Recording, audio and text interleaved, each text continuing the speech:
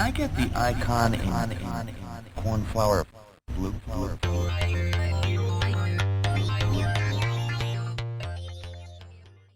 Hey everybody, welcome to episode 7 of the Can I Get That Software in Blue podcast. I'm one of your hosts, Chad Tindel, and along with me is my esteemed co-host, Steve Mayzak. Hey everybody. Steve, we have more good news this week. Do you know why? No, why? Well, yet another magazine has ranked us as one of the best software enterprise podcasts of 2021. Whelp magazine. It rhymes with Yelp, but it's Whelp. Is this a Thailand-based magazine? It's not. I checked because I knew you were going to ask. It's not based in Thailand. It's an American magazine. But maybe they read this magazine in Thailand too. I have no idea. As our viewers and listeners may know, we are huge in Thailand for reasons passing understanding. But we'll take it. We'll take it. Yeah, we're moving the goalposts and calling it a win. That's for sure. Right on. All right, we're excited to be joined today actually by two special guests. We don't always have two guests, but today we do. First up is Chase Armour. Chase is a co-owner of Plan Solutions, where he's a certified financial planner and a Chartered Financial Analyst. He's authored several books on the topic, with his most recent titled Financial Planning Insights being published last year in May 2020. Chase, welcome to the show. Thanks. Happy to be here. We're also joined by Brent Holden, who is the VP and Global Field CTO at HashiCorp, the makers of popular open source projects like Terraform and Vault. Brent grew up in a small, hamlet in Rhode Island, where he was the tallest kid in the neighborhood, and he was crushing it at the pickup games on the courts there. So he decided to go to UConn, hoping to be a walk-on for the basketball team, but he found out he was about 10, 12 inches too short for that, and also that white men can indeed not jump. I had a very good friend who was a walk-on. You had friends who were walk-on, yeah, okay. Yeah, true. Yeah, that's as close as I got. Prior to joining HashiCorp, Brent was a North American chief technologist at Red Hat. Hey, Brent, welcome to the show. Thank you. Thank you for having me. Welcome. It's nice to have another solution architect or former solution architect on our call. I'll also call out, Chase does his own podcast that I listen to. The episodes are nice and short, about 30 minutes. I learn something every time. So if you want to find that, just do a Plan Solutions podcast search, and you'll typically find it on like Apple Podcasts or something. We'll include a link to that in the show notes as well. Yeah. All right, so we're going to kick off our show today with one of our recurring segments called the 10K Breakdown. Today we're going to be talking about the company Peloton, who calls themselves the largest interactive fitness platform in the world, with a loyal community of over 3 million members as of June 2020. I know Brent is a big cyclist. He's done the Pan Mass Challenge. He's done the New York City. Oh, you're wearing your Pan Mass shirt? All right. I am rocking the Pan Mass shirt today, yeah. He's done the New York City Century Ride, and he has a Peloton as well. So he's going to be color commentating here while Chase takes us through the numbers and really does a nice analysis on the company. So Chase, where would you like to start with this one?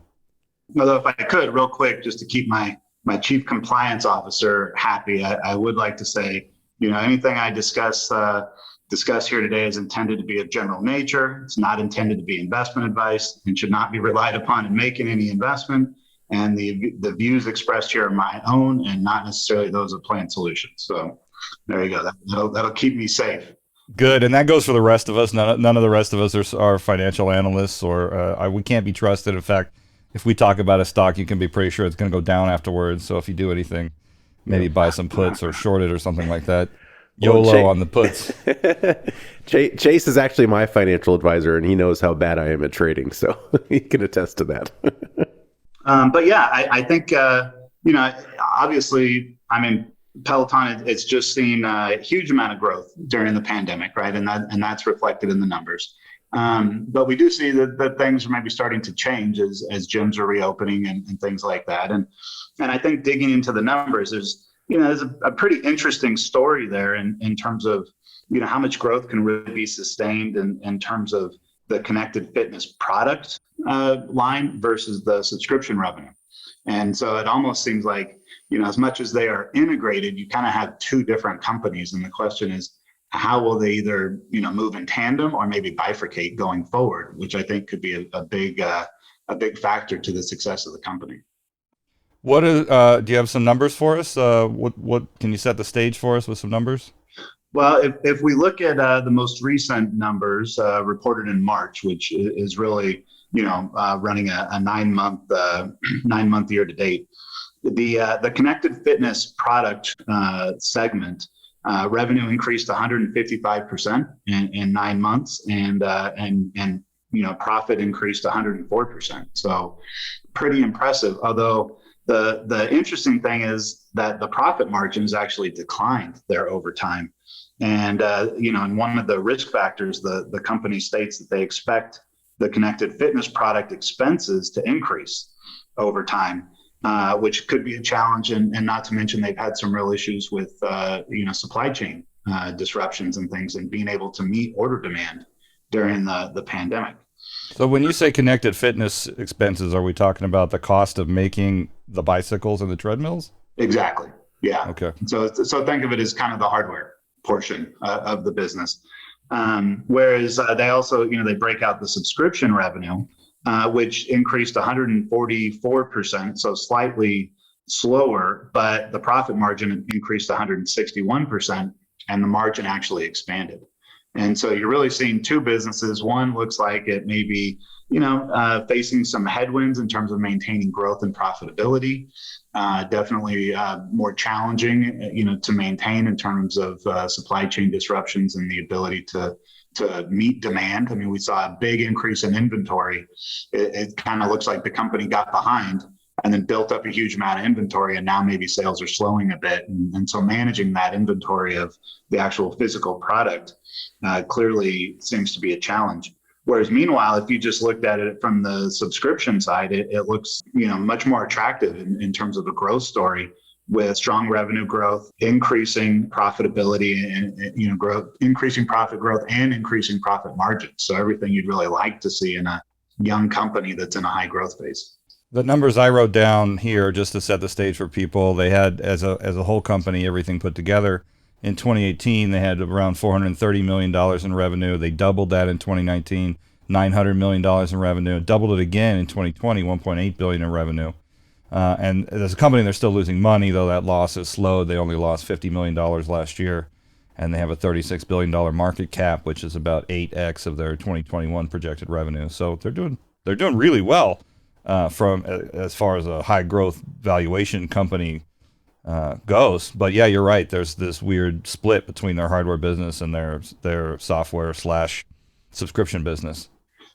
Yeah, and if you think about it just from a business model, the price point for each of those is so different. The hardware is expensive. If you read through their 10Q, they talk a lot about the need to continue to grow and achieve those economies of scale, which you wonder, how effective they'll be able to do that with the price point of the hardware. Whereas if you look at the subscription, especially if you compare it to a typical gym membership, the price point's actually lower, right? And the cost of delivering it and the economies of scale are so much greater. And so, really looking at it, you wonder, going forward is so much more of the company's future and ability to get those economies of scale and grow the profitability, really dependent on that subscription revenue, and if they're able to cross over and capture that independent of the hardware.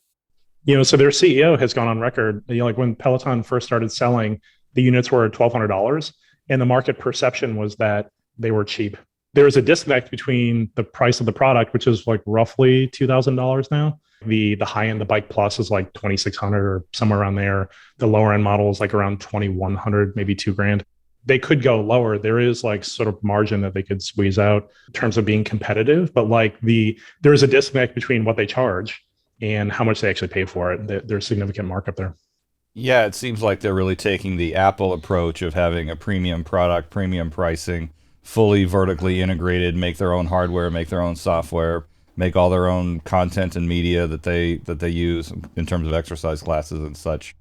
Yep. And I mean, they also have stores and showrooms, just like Apple does, so you can come in and try one, and they sell that way as well. Yeah, I see them on the same kind of trajectory as Apple as far as reputation and brand. Is like they're creating a lot of very loyal customers, right? They've even been christened on SNL. They did a skit about Peloton during the pandemic. So they've achieved some sort of cultural icon status, at least so far in the US. I think it's interesting, though, when I was reading the annual report, they're only available in 4 countries, according to the annual report. It said they sell in the US, Canada, the UK, and Germany. And I looked quickly at the population of those countries. It totals about a little over 500 million people. And those are not even the richest countries in the world. So I imagine that as they expand out into other countries, their sales will only continue to drive up. Chase, how do you think companies like Peloton decide which countries to go into next? Like Australia is such a small market. Well, I mean, there can be so many factors, right? I mean, obviously, there's different legal considerations and things like that. I would guess, though, they're still kind of early phase, and they're really just looking for countries that have a culture that would align with their product. So basically, fitness oriented, despite that they are spending a fair amount more on advertising. So much of it comes down to word of mouth.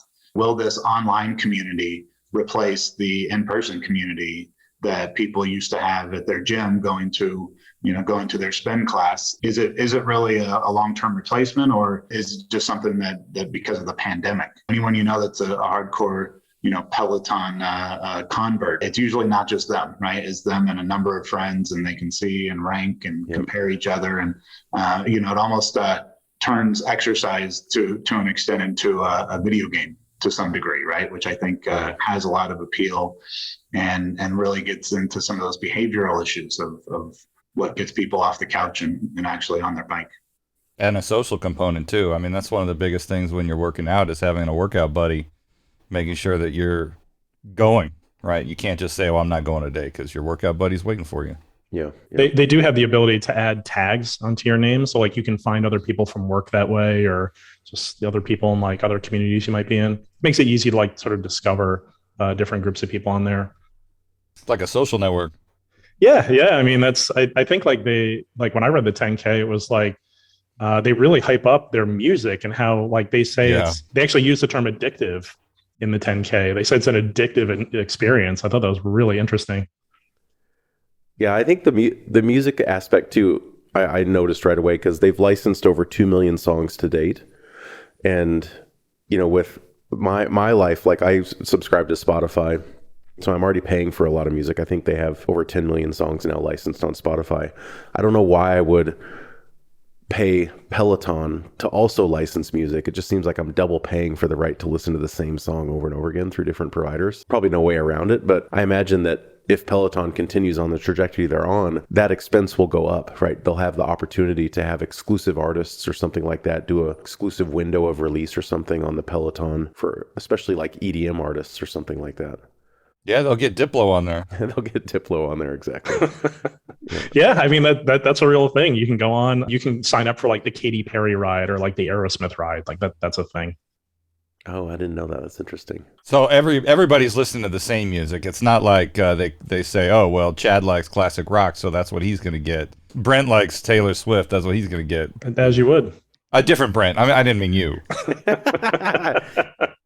I've even seen some news articles recently that they're starting to push into the corporate wellness area, which really isn't targeted towards the hardware. It's targeted towards different workouts that people can do independently. Seems to make a lot of sense as people are starting to go back to work and maybe trying to blend the COVID lifestyle, where maybe they've been able to work out a little more at home or things like that. And so that's an area where you could see really good growth, strong margins, and high profitability, and at a lower price point. Yeah. I work with a number of Pelotonians, I guess is the name I'll use. A lot of the calls we get on, they talk about their Peloton rides and they actually compete with each other. And we just had our first offsite in like 14 months of no travel.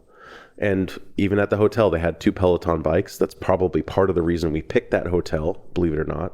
I'll have to ask my boss if that's actually true. But they did have Peloton bikes there. And Peloton's only expanded into, I think, 1,200 hotels around the world. So there is massive potential for them to expand within every single resort, hotel, especially for their, audience. Those, I think the people that would buy a Peloton and do travel typically want to continue working out while they're on the road. Right. I recently stayed at a resort that had a Peloton like as part of our suite. So it's actually kind of neat. Of course, like they told us ahead of time, they made kind of a big deal of it. Like, hey, like we have a Peloton in basically your room. You should feel free to use it. It's kind of like, well, I'm on vacation, so maybe I'll leave my cleats at home. You wear cleats on the Peloton? I mean, you have to. They have like look pedals. So you have to wear like, the right shoes. You got to have cleats on them and like you clip in. I don't know if this is correct, but it seems like Apple didn't start bringing the price point down for a long time. Like, they had the iPhone, and then it wasn't until much later that they introduced the cheaper version of the iPhone. Maybe they wait because they can just kind of coast on the brand and continue doing what they've been doing to build it more and more, and then eventually offer the cheaper version. But I thought I heard yesterday or a couple days ago, I was listening to a bunch of YouTube videos on people doing Peloton analysis, and they're introducing that $49 a month plan. And so at that point, like, you could argue that a customer doesn't even care how much the bike costs. If I'm just subscribing to it, they send me the hardware, and when I'm done, I'm done. I'm sure there's a contract I have to sign. But it's another interesting way to think about margins is if the whole thing is a subscription, including the hardware, and I have a minimum contract term, then that might actually help them with their margins over time, because I'm paying for a bike even after I've actually paid for it, as long as I'm a member, right? That's also how a lot of people do it with the iPhone. I mean, they just get an iPhone. It's rolled into their monthly bill from their provider. You know, they upgrade every 2 years, just get a new phone, send the old one back. Yep. Right. Yeah, and you're more competing with the traditional gym model, right? I mean, I think that's the other challenge, is to look at, okay, who are the main competitors for a product or a service like this, right? And I think a lot of people look at it as the traditional in-person gym being a main competitor, but it's not completely, right. There's other in-home or mobile options, and but at that price point, you're coming in less costly than a gym membership, and you're selling convenience. I think that's a pretty important point. I mean, like the point being, like, at the beginning of those rides, when you sort of sign in, they do always talk about, like, we have an app, there's the meditation stuff on it, there's weight training, there's yoga. So, like, yeah, exactly. Yoga. I mean, it sounds like, from my experience sort of using their product, it sounds like they're also really trying to push their sort of app experience and the experience off the bike as well. Right. So you're, like, more engaged, not just like every time you get on the bike, but like it's just part of, like, your sort of daily, your daily well-being.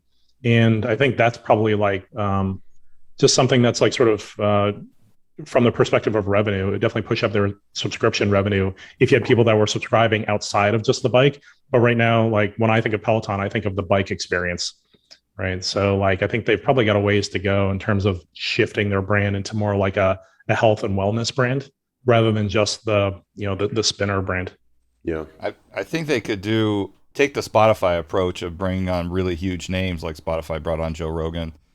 They could bring on Sam Harris and do meditation, or something like that, right? Mm-hmm. Yeah, and I think that's such a huge part of, if they want to be able to justify the current valuation, you probably need it to be a more holistic brand, as opposed to just tied to the hardware.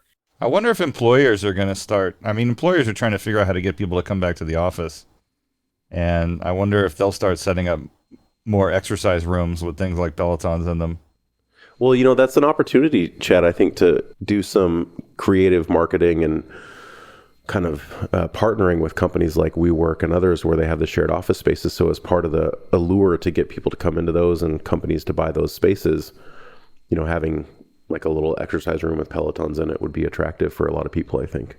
Yeah, I think that's a great point, though. My office is going back, in person full time in 4 days. And so I'm getting ready to transition back. And I think there's a lot of positives to that. But I will say the one negative that I got to figure out is I've gotten into this great workout routine working from home, and just doing reps between meetings, between tasks, makes it very easy. And of course, in the office setting, that's going to be difficult to do. I'm going to have to go in early, maybe block out some actual time around lunch or however. And I could easily see that being the first thing that drops from my daily routine.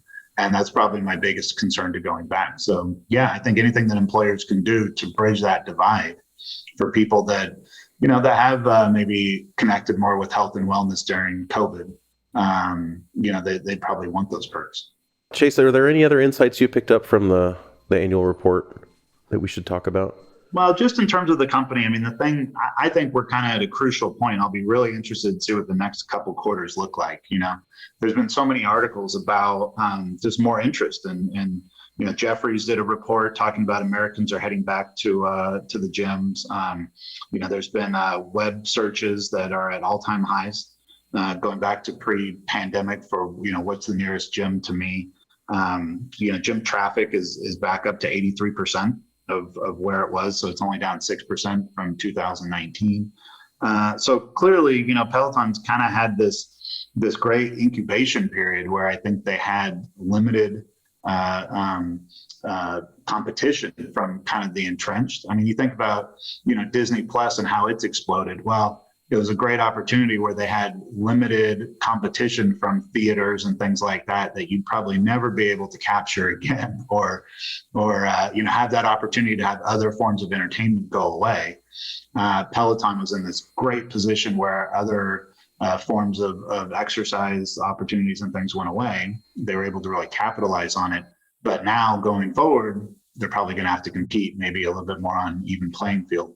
So I think, what we see in terms of their ongoing growth rate, profitability, profit margins, and their ability to do a lot of things that we've talked about, expand into other areas and almost become more of a social network as opposed to, just the subscriptions being tied so tightly to the hardware. So it'll be very interesting over the next couple of quarters. And I think we'll be able to glean a lot of information about the long-term prospects for the company as to how they execute at this critical time. All right, well, that's the end of this 10K breakdown, Chase. I want to thank you for joining the episode. That was really awesome. We don't get to have a financial expert on every episode, so when we do, it definitely adds a new level of depth to the conversation. Yeah, thanks for having me. This is a lot of fun to kind of dig in and talk about all the different possibilities and angles. Awesome. Thanks for joining. Thanks, Chase.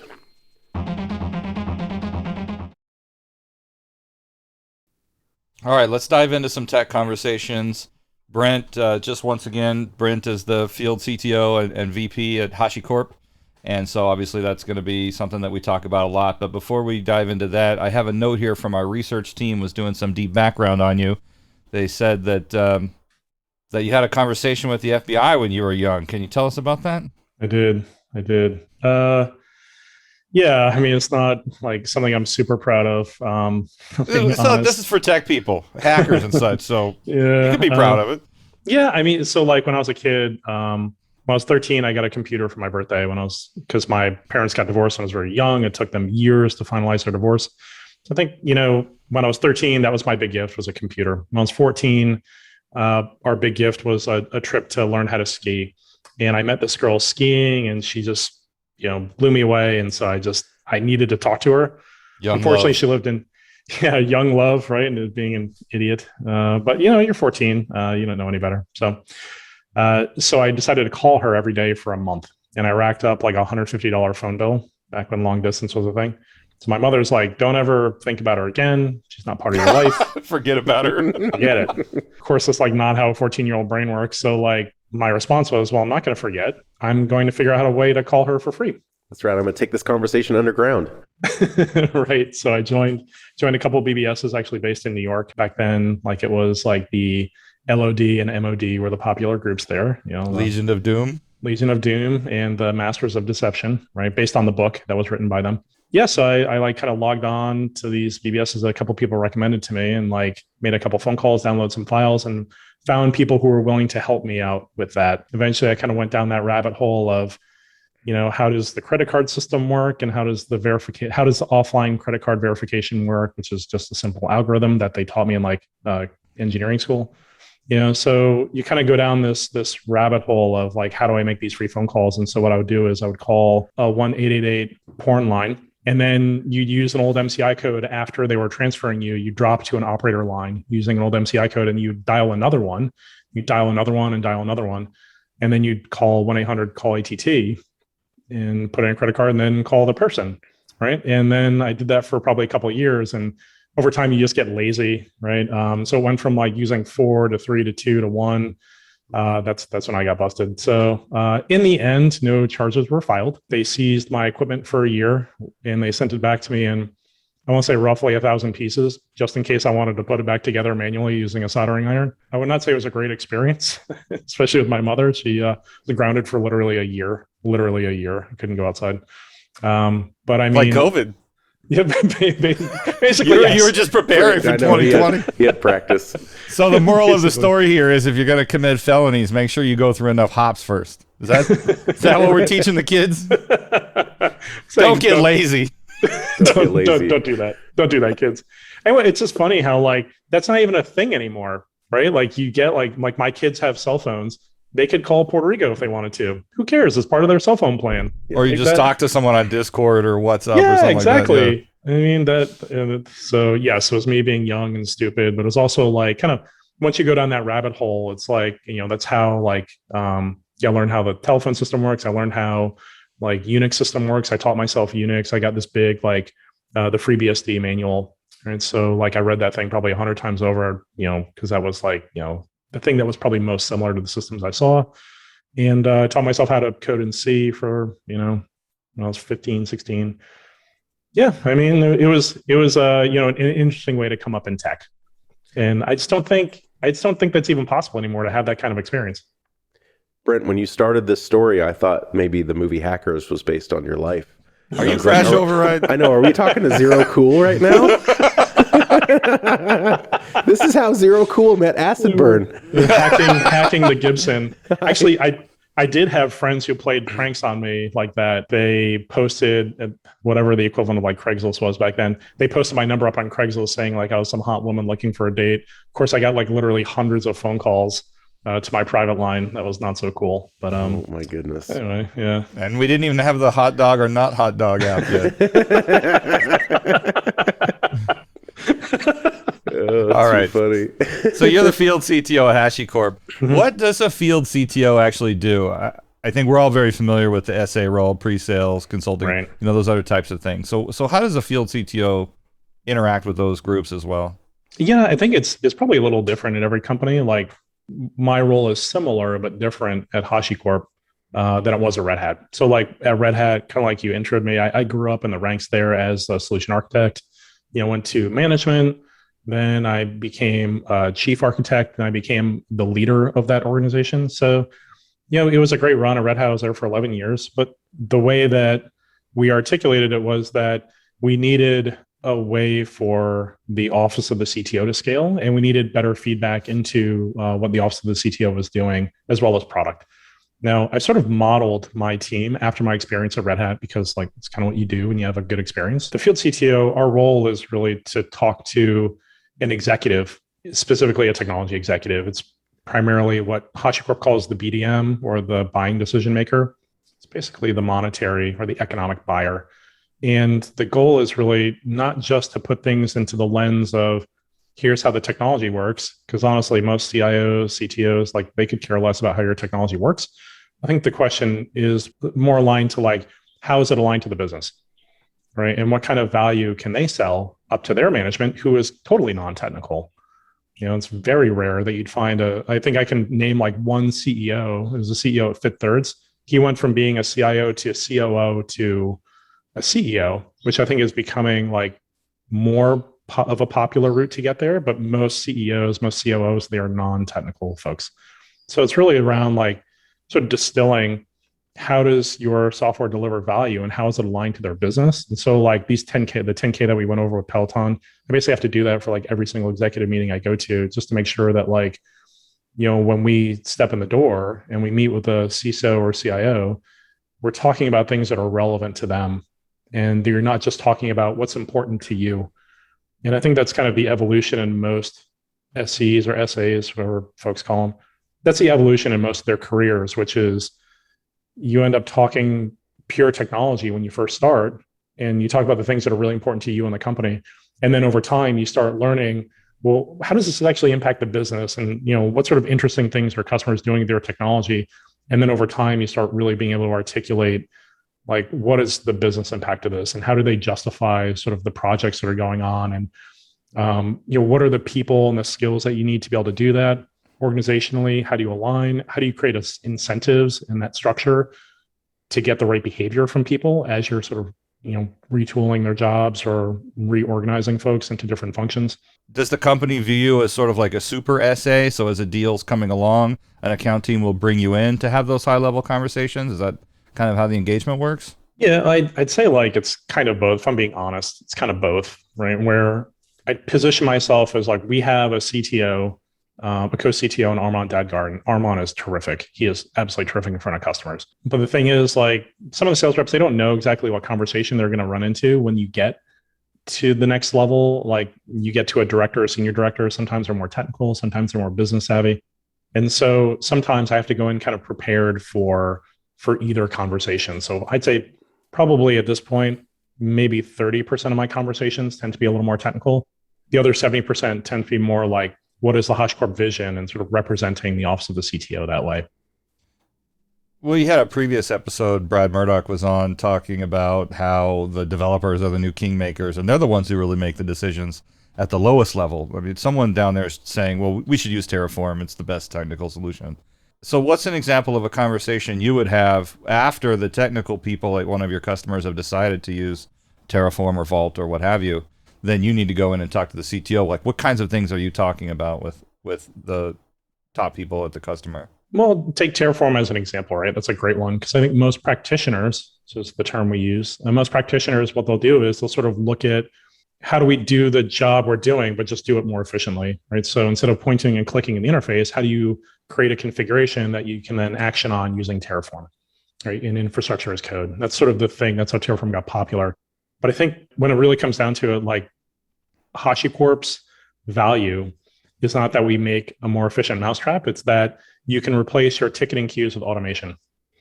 And so with a tool like Terraform, it's not necessarily about like, can you create HCL that just better defines infrastructure? It's more about like, can you replace that process you have with somebody has to file a ticket with the operations team, and then the operations person has to point and click in the interface. Maybe it's VMware, maybe it's Amazon, and they deliver the thing, and who knows if it's delivered correctly, right? So it's more about like self-service and improving a lot of like KPIs around delivery using automation. And so like that's not intrinsically obvious to someone who uses Terraform, and that is more of a process problem. Now, generally speaking, most practitioners, they could give a shit about the process problem.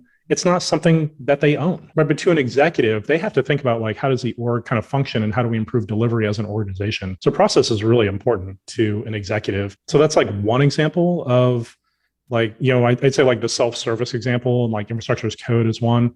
Another popular one is audit, right? So like take a company like Peloton. So they use Terraform and TerraGrunt. It's just sort of like an add-on tool that is a community-led thing. The process that they're able to use is like they create infrastructure in AWS using Terraform.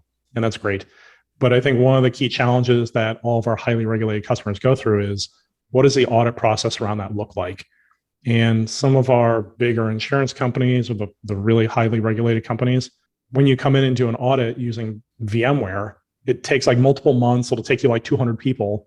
And you have to like have some sort of database to dump all that stuff into, which costs money as well. So for customers that like use a tool like Terraform Cloud or Terraform Enterprise, they're effectively able to gain an API to be able to do audit, right? So I think like, self-service and audit are really kind of like two key, like just key things that like, if you're thinking about Terraform, you just think about it as a tool that like you execute against an HCL file. Those higher level abstractions that are more relevant to the business, those are not things you necessarily think about at first. Brent, you guys have an open source business model as well, right? So you have distribution via open source, and then you come in and you sell enterprise subscriptions and things like that. Well, we have an open source development model. I would say that's probably one key difference. Being a Red Hat, I'm sort of more sensitive to the term open source. I would more categorize HashiCorp as an open core company. So we produce a community project that is like Terraform, and we call that OSS. It's fully open source. It has a large ecosystem around it. And then the stuff that Terraform Cloud is effectively scaffolding and proprietary stuff built on top of that. Yeah. Right? So Vault is similar. Vault is, you get a core product, it does a lot of stuff, but like when you get into like replication or dynamic credentials, that's where like you'd have to upgrade to the enterprise stuff. And that's like sort of enterprise features that are enabled via the license. So when you're talking with executives, how much does open source matter at the C-suite in your conversations? Open source itself, and I know this is going to be hard for some of my former colleagues to hear, open source itself doesn't really matter. There are a lot of executives that made their careers on VMware. And VMware is about as proprietary as it gets. Technically, it's got a Linux ecosystem around VM kernel, but realistically, that's a proprietary product. And so do people really care? I think when you get to an executive point, it's more about like, how do I deliver to the rest of the business rather than the sort of ideological formation of open source. Now, that said, I think what executives care about is optionality and lock-in. It being open source is sort of a hedge against you as a vendor.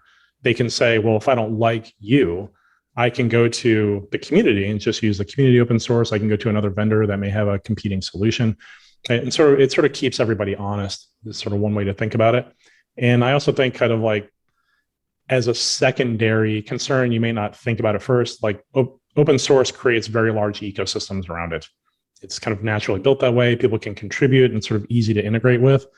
It's harder to do that with a proprietary product because usually with a proprietary product, you have to pay for the SDK or whatever the CDK is. So I think naturally, like with open source technologies, you get a big ecosystem, which is like what Vault and Terraform have, but an executive may not necessarily think about that at first. When you think about the competitive threats that you guys have, and you've seen companies recently changing their licensing, how do you think about that as a strategy and just as a trend in open source? I'm in a tough spot when it comes to that ideologically, because I think for me personally, I believe that more open source in the world is better. I believe that to my bones. Red Hat had kind of like going from project to product. They had this engineering process. So you take like Fedora and you put it through a process and you end up with RHEL as an example, right? Whereas like with HashiCorp, you're taking sort of the core stuff that's still open source and you're building proprietary on it. What the licensing changes for a lot of those companies have effectively done is made it so that it either perverts kind of like the open core from being used in a very specific way, like on a cloud provider, or it makes it so that it's that much more difficult to contribute to a community, or both. Right. So personally, I mean, I think like I like the idea of like having more open source software, although I think like people tend to not value what they get for free. Sort of like that discussion with Peloton where like it was a $1,200 bike. They raised the price to $2,000. All of a sudden they changed the perception just via the price. So I think like with open source, if there is a company that's behind it, like they should be able to charge for it. They should be able to make a living off of it. But I think that there has to be additional value that you're positing around your product. Like I said, Red Hat was very specific to an engineering process. HashiCorp is sort of like built into this proprietary stuff that's built on top of it. I think fundamentally, I'm not pro proprietary license, but I understand the business model behind it. Yeah, the ability to avoid lock-in is probably one of the key reasons why people like Terraform, because its whole purpose is to abstract away and make it easy to move your app, say, from AWS to Google or Azure, etc. And so you get a lot of experience working with all of the different cloud vendors. Can you give us your view of how they stack up next to each other? And I don't mean which one's better. Where are Amazon strengths? Where are Azure strengths? Where are Google strengths and weaknesses relative to each other? What do you see? Most companies I work with, they start off with AWS. It's always kind of a given. Like they're going to start with AWS. There's the largest amount of mindshare out there. There's a ton of information and sort of easy to get started. Even like a lot of the Terraform materials are based around AWS. What some companies will do is like they'll sort of look at the different providers and say, okay, where are we going to make our big bet? And they'll start on one provider and they'll say, well, we're going to bet big on Azure. Like a lot of the financial services companies, they may have started with AWS and then they went into Azure just based on the securities and policy groupings, whatever sort of economy of scale they could get with their Office subscriptions.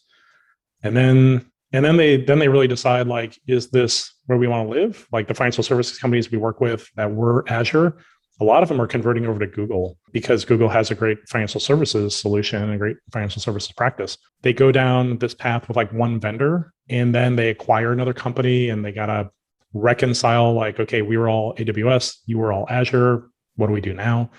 Right. So I think like for a lot of the companies we deal with, as long as M&A is a thing, multi-cloud is going to be a thing. Most companies start off with one, they end up with multiples. And just kind of generically, I'd say AWS is really big in North America, as you know. Azure is probably the largest provider I see over in EMEA. And Google Cloud is the biggest cloud I see over in APAC. Really? So I'd say like, yeah, even depending on like geographically. I didn't realize there was a sort of a geographic distribution that way. That's interesting. I think part of it was because like Google was the first data center over in APAC in Sydney. Right? So like just via like, latency and geolocation, like you're going to get your best bang for your buck if you're in Australia using Google. Do most of your customers take a multi-cloud approach?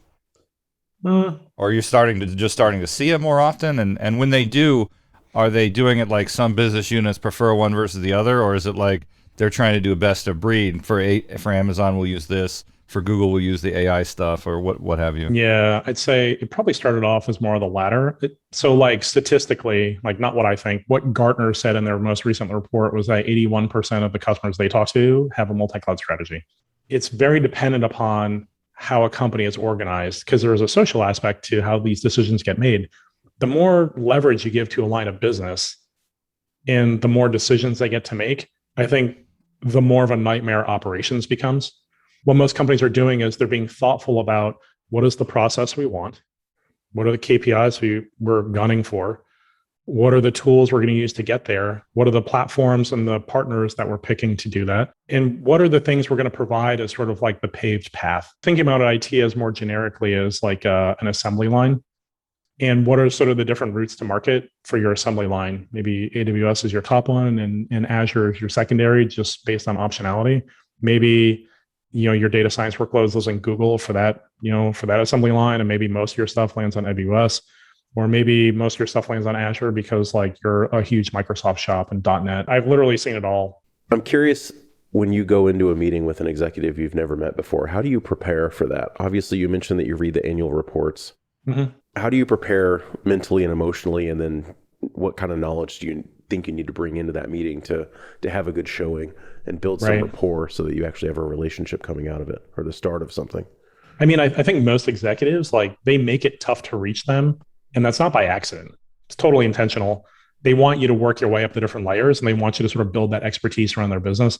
So I'll do like prep calls with the account teams. I'll do prep calls based on like sort of the different levels of the organization, like who do we know, who do we don't, what do these people care about? How does that play in with the 10K, right? Or the annual report or whatever sort of public facing documents they have, because not every company has a public facing document. I'll troll social media like LinkedIn or Twitter, for example, to see like, have they given interviews? Have they been public about any sort of statements? Are you going to put your foot in your mouth when you say, hey, you're all in AWS? And they're going to turn around and say, oh yeah, well, I just gave an interview last month that said we're not doing that anymore. So I think like it's trying to be like as relevant and pertinent to them as you can. Understanding the the business outcomes that person cares about is super important. Understanding their vendor ecosystem is also really important. And then also plays into like how did that person build into that career? Like, did he or she build their career on Oracle or VMware? Like, are you going to trash like this like historical precedence they got? Because people in charge always have history. So I think like there's a lot of things I'll do to like prep for a meeting. And it's also when you get into the meeting, I think if I like really think about it, it's like having sort of a ruthless set of talking points that regardless of how you prepare for it, there are certain things you want to talk to. There's certain points you want to make. I think with HashiCorp, it tends to be with an executive, like what's the cloud operating model? What does self-service look like? How do you replace those ticketing queues with automation? Knowing other customers that have been successful that are kind of in their space, it's another thing, right? So having like a reference cell is usually the most powerful cell you can make. And then just like I said, linking that all back to their business. I think if you can do all that, like to prepare for your meeting, it's almost always going to be a successful meeting. It's even better if you know something a little bit personal about them. Like there are some applications out there, I think, relevant to like the boardroom that like all this information is like published somewhere. It's kind of creepy, like how much information you can find. So like we have access to certain tools that it will tell me like, is this person interested in cycling? Is that like a commonality we have? Is this person interested in sailing or, running or, who knows what, right? So I think like there's a lot of things that you can do to prep for that meeting to make sure like you have a conversation that's super relevant to them, ideally personally, but definitely professionally, talking about like, what do they talk to their boss about? Yeah. Like what sort of things are they trying to accomplish? Like, how do they want to leave their mark on the company? If you can get all that before a meeting, like you'll nail it. Have you had an experience where you did some research and it really made a difference, like to where you remember it? It was something that was impactful and you're like, I'm glad I did that research because we just nailed the meeting. Yeah, for sure. I mean, I brought up that cycling example because I researched this one person that we were having a meeting with that was at a large bank. And the person I found had given an interview where he was really into cycling. And so before the meeting even started, like I just happened to like, of course, like casually drop like how I was going out for a ride that weekend. He's like, oh, well, do you ride? Like, and so we had like a 15 or 20-minute conversation that was the conversation before the conversation, right? To sort of warm that person up. And then it was more about like, as soon as that was done, you sort of pivot into like the business conversation. I think the difference between most SEs and how they operate and most like a field CTO, with an executive, you have to start with the summary. And I know that sounds really weird, like because the summary you kind of expect to go at the end. With an executive, you have to put it at the beginning. Yeah. So that way they know what they're going to get out of it and they can kind of optimize for like what they want to hear. So we started with that, and then we sort of drilled into like some well-known KPIs that they were going after. What was the business outcome that we could help them achieve? And then like sort of what did that assembly line experience look like? And what did that workflow look like? That was like the beginning of a $10 million opportunity that we closed. Right on. No speeds and feeds in the executive suite. Like it just doesn't work very well. They don't care about that. I had a meeting with Starbucks years and years ago. This is actually when I worked at VMware. And I read their annual report. I think this is one of the first annual reports I ever read to prepare for a meeting. One of the things they mentioned was like they're planning to expand into China. We had a really good conversation after I asked the questions like, hey, I saw that you guys were planning to expand into China. How are you going to support all that new customer growth with the IT systems that you have today? Like, are they set up for scale? And the head of IT at the time looked at her team and was like, that's a really good question. And it sparked off a long conversation about how we were actually going to help them get there as VMware. Those types of meetings always reinforce why it's so important to do your research, because you never know when it's going to come up. And it just like, if you're paying attention and you pull the trigger on saying something or asking a key question, it can be a game changer in a meeting like that. Yeah, totally. I mean, I had a very similar meeting with Marriott, right, when they were expanding into China for exactly those reasons. The thing I think that makes HashiCorp's, my experience at HashiCorp has been different than Red Hat's. I mean, just beyond the name.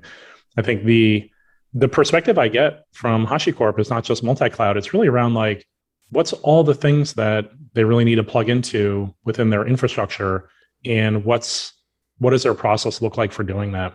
And I think when you work for a certain vendor, like you'll kind of get naturally scoped into your technology area. Like they just assume like, this is your expertise. You're a database person, so I'm only going to talk to you about databases. And I think that's what's kind of different about HashiCorp that I can really appreciate. So just a perspective I didn't have at Red Hat, which is very much like process related. Like, what does a person's life look like kind of on the other side? I think if you can empathize with that perspective, it'll make it, I think, that much more of an effective meeting. Brent, what news sites do you read to get your news and think about how things are operating at this higher level below or above just what tech is going on, you know? HBR, for sure. MIT Tech Review, Wired, ZDNet, InfoWorld, Enterprises Project, SEO.com. I think those are probably like kind of my go-tos. Well, you mentioned Gartner. Are there other analyst things that you look at? Personally, this is my belief. Personally, I think RedMonk does the best job. Because I think, Steve, you mentioned a comment earlier about like the kingmakers, the new kingmakers, developers are the new kingmakers. That was a book that Steve O'Grady wrote at RedMonk. I think Steve O'Grady is not just a tremendous human, but he's also really sharp. So is James Governor. I think they have really insightful analyst reports as far as it goes, like the developer experience. Like, what does that look like? Where are like different ways you can improve, and sort of what are the tenets of how you would design a product? I think they're definitely someone I read on the regular. I have another note from the research team here. You have a funny story to tell about Terraform and your nightly unit tests. Can you tell us what that's all about? I can. So I will tell the story, but I can't say what provider it was. That will definitely get me in some hot water. Okay, so Terraform we have to work with multiple providers. This is part of our value prop. Some of these providers are coded by us. Some of them are coded by the community. I think one of the ones that we were maintaining, so we'll do nightly integration tests. So that way we can test like when something gets committed to the provider, do things still work the way they're supposed to? And those tests are doing what? Spinning up virtual machine instances and such? Yeah, exactly. I mean, that's one example, right? IaaS, PaaS, whatever. But well, yeah, frequently like you're spinning up a VPC, like an Amazon, spin up a VPC, spin up an instance, spin up some rules around it, whatever. We noticed that this provider, sometimes you'd ask for a VM with like 64 gig of memory and you might get one with 68. Or you'd ask for one with like, 15 terabytes of storage and you get like 18 or 20. And you're like, oh, okay, well, that's weird. Like, it's unusual. I'm not sure why that is, but whatever. These integration tests happen every night to like sort of guarantee that, we catch things quickly. And there was one provider that called us and he said, hey, so we noticed you're spinning up like a specific instance type that's really large every night at 2:00 in the morning. Why is that? And we said, well, it's just part of this integration test we do to guarantee the provider is reliable and that it still works. They're like, well, could you stop doing that? And we said, why do you care? Why is this a problem? Yeah, you're paying for it, right? Yeah, I mean, yeah, exactly. And they said, well, you're causing employee satisfaction issues. Like, what is going on there that we're causing employee satisfaction issues? And so what was happening is in this one particular type of instance, the API call that Terraform was making was creating a ticket on the back end that would go into this queue. And sometimes we'd have to wait like 2 or 3 hours for this thing to be created. And that was because there was a human over in India grabbing a ticket off of the queue, creating the thing manually, which helped explain why sometimes it was fat fingered. And then as soon as it was done creating, Terraform would issue the destroy call. And so this person just was like chugging through tickets, creating this instance, and then watching it get destroyed literally within seconds of it being done. Of course, that was like really demoralizing. Right? So I'm not sure the right way to cloud, but I'm pretty sure that's the wrong way. It's a good negative example. They could use some automation behind the scenes there. So I think funny. that was stuff like that is more common than you might think, right? Like there's one financial service company I used to work with. As part of their automation strategy, they would create a run book and send it over to India, and there'd be like literally 3,500 people over in India that would log into their machines manually, execute the run book, like just based on what was written, and then that was the automation platform. And so I think like that stuff is like probably more common than like the world would let on. Gardner likes to throw the term around AI ops, and I do think that there's a lot of truth in that vision and where we could eventually get to, but based on the lack of maturity and just automation in general, I think we have a long way to go before that actually becomes a reality. Oh yeah, for sure. I mean, there's a lot of things that like I love reading about like cutting edge tech, because like some of the customers that you deal with, they're still they've got like, key systems that are running on like NT4 SP2, right? So like, I mean, there's still companies, there's a lot of IT that's out there like that. It's basically like this burning dumpster fire that they close the door so they don't have to look at it. Okay, let's bring the balloon back down to land, as Steve likes to say. Brent, thanks for joining our podcast. This was awesome. We had a great conversation with you. Yeah, my pleasure. You have some funny stories to share. I'm glad you didn't end up in federal prison, because we probably wouldn't be friends right now. Hard same. I bet your mom's really happy too. If the laws were on the books now that were on the books then, like I'd probably just be getting out of federal prison, to be fair. We'd be talking about free Brent instead of free Kevin. I mean, maybe. All right, this was a great conversation, everybody. I hope you like this podcast. If you do, please share it with your friends. You can find us on Twitter. We are at Software and Blue. Our website is softwareandblue.com. And you can listen to us on Apple Podcasts, Spotify, Google Podcasts, Stitcher, or wherever else you get your podcasts. We hope to see you on the next episode. And thanks again for listening. Thanks, everybody. Thanks, Brent.